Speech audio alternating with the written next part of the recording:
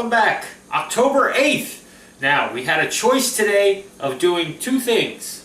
Fluffernutter, which is that marshmallow peanut butter sandwich, which I had a couple ideas for that, or pierogies. Now, pierogies is a little bit ambitious, especially if you're going to do it from scratch and make the dough and everything else. So, I said, which one do I do? There really is no choice. Pierogies beats out a fluffernutter every time. As good as a fluffernutter can be, a pierogi is way better than a fluffernutter. So, that's what we're doing today. Pierogies from scratch, making the dough and all. So, fingers crossed, let's hope this one goes the way it's supposed to.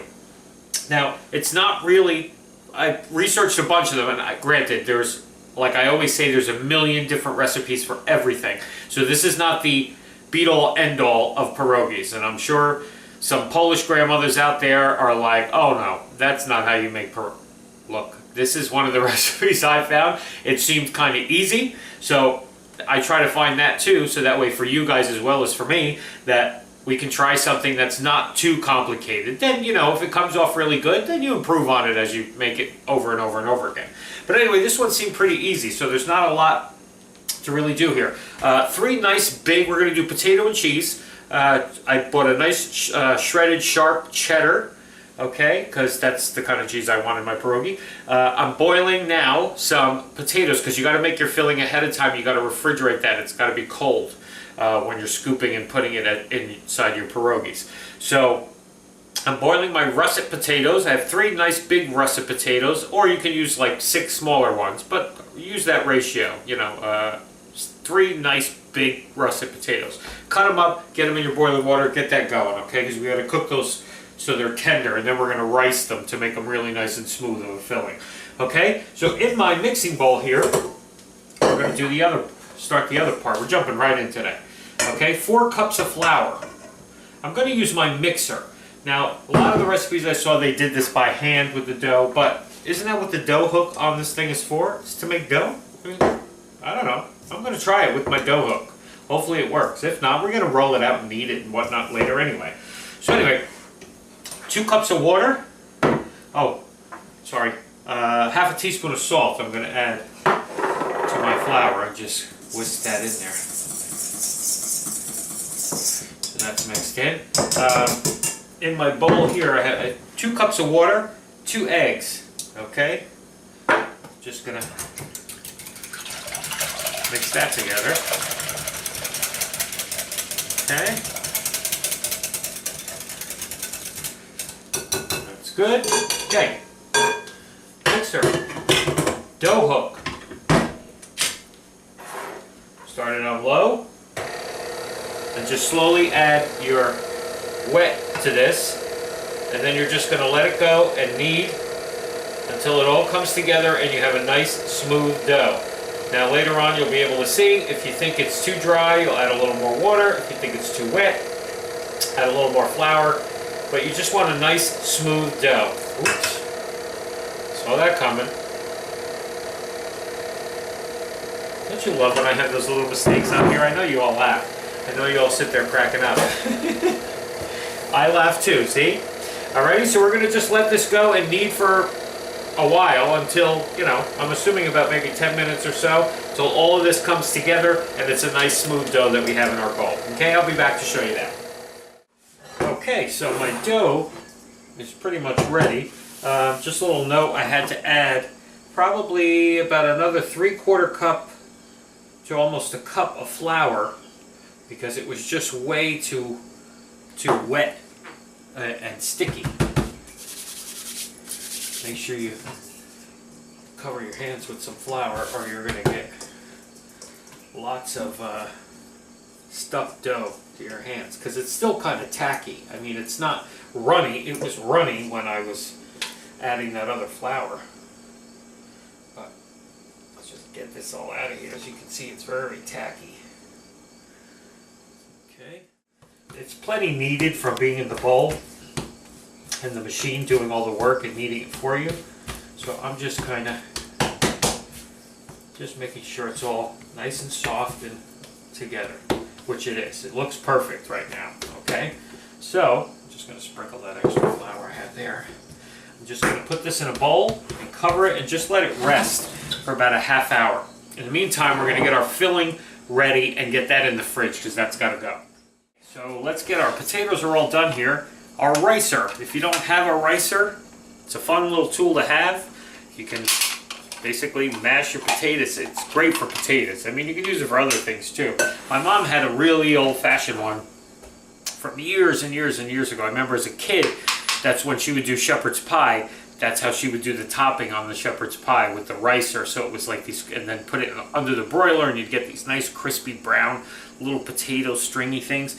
So I love a good ricer. Anyway, we're going to take our potatoes, strain them out right into our ricer, because we're going to mash all these potatoes down.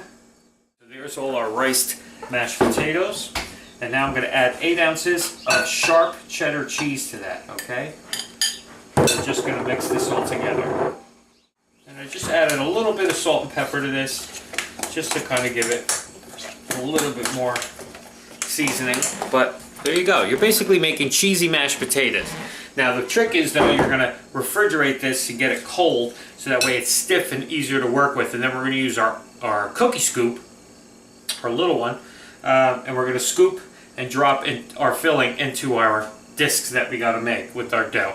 Okay, let's get started on building these. I'm going to start my pot of water here, get that heated up, because we're going to go right from making our pierogies right to boiling our pierogies. So I'm going to start heating up my water. In a pan back here, I just have some onions that I'm caramelizing, because I'm going to put that over our pierogies, because I love caramelized onions. Even a little bacon if you have. I don't have any, so otherwise I would have thrown that in there too. A little bit of sour cream. Like, we like to just dress them up a little bit. We're also going to do, after we boil them, we're going to eat them plain boiled, and then we'll also pan fry a couple of them too, because I like them both ways, and I want to taste test them to see which one I like better. Make sure they come out good. Anyway, a little flour on our work surface here. Okay, just flour that down. We're going to take our dough that's been sitting here, get that out of this bowl. Okay, so we have this beautiful smooth dough here. Just going to knead that a little bit. Okay, and I'm going to take, I guess, about half of it to roll out. Okay, so just cover the other half with this plastic so it doesn't get all dried out. Roll out our dough here. Try to get it not super thin, about maybe 1/8 of an inch or so, but you definitely don't want it thick, okay? And keep moving your dough around to make sure. If you have to sprinkle a little more flour, it's okay. Just make sure it's not sticking to your counter, okay, as you're rolling it out. Okay, so once you got it rolled out, take a cutter. This one's about 3.5 inches. This is actually one of those press and seal things, which I really kind of like too. But you're just going to make a bunch of circles, okay? Okay, and then after you get your circles all cut out, just pull away the excess dough, okay? Probably should have floured a little bit more, but that's okay. So here's our filling. So what you're going to do, make sure you generously, I'm learning as I go, that you generously flour your surface here, because even if you think that you did, you didn't. You know what I mean? And then sometimes these things stick, but that's okay. You just use your bench scraper to get them up, okay? So take one of your circles here, and what you're going to do is take a scoop of your filling. Now don't be worried with this one. When we did like the wontons and stuff, don't put too much filling, otherwise it won't close up. This one, this dough is very stretchable. So what you want to do is just, let's see if I can get closer, put your scoop, okay, and then you're just going to pull your dough over. Make sure you push it in, pull your dough over, and pinch it in the middle here, okay? And then you're going to go around the sides and pinch the sides together. Make sure you're keeping your filling in. If your filling gets in between this pinch, it's not going to seal right, okay? So this dough, like I said, is very stretchable. So you just want to, and then go back and make sure you really pinched it closed, okay? Ta-da! Pierogi! So just make a bunch of these. Again, just make sure when you go around that it's really, there's no cracks in it, there's no openings, because you don't want these to fill up with water. Okay, there's my boiling water. Okay, I'm going to drop them in. I'm going to do a couple of them in, and we'll just, salted water, and we'll just put them in. Make sure they're nice and sealed. Okay, about 3 minutes. So let me start my timer. 3 minutes. They should all be floating when they're done. They look pretty good. I mean, they may not be the most, I mean, most of them have that kind of uniform shape. A couple of them look a little weird. But for the most part, looks pretty good.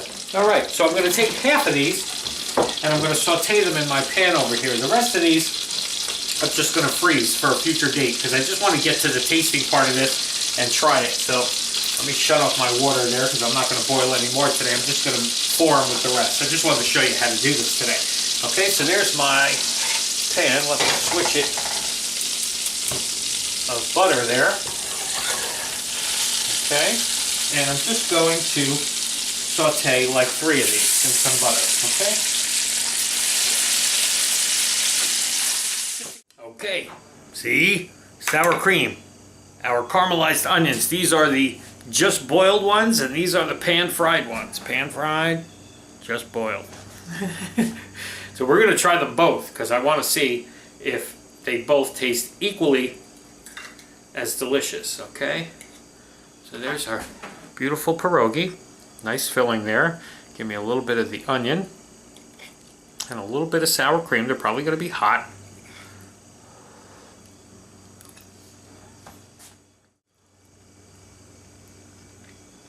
I'm in trouble.